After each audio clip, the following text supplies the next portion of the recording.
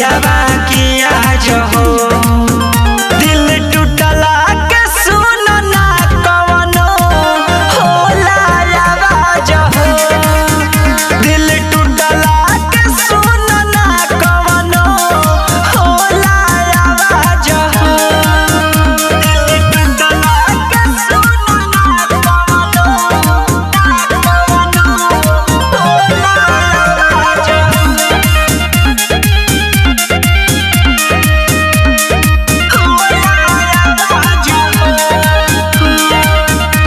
जितेंद्र देहाती मर जाई तहरा बिना, कैसे बताई मुश्किल भइल बाटे हो मोर जीना।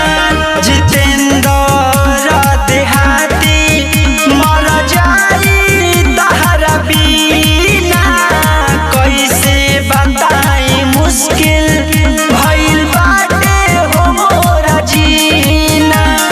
सोनू के साथ जाए में तहरा लागी न लाज हो। दिल टूटला के सुन ना कवनो होला आवाज हो। दिल टूटला के सुन ना कवनो होला आवाज हो। महादेवा रिकॉर्डिंग स्टूडियो पटना।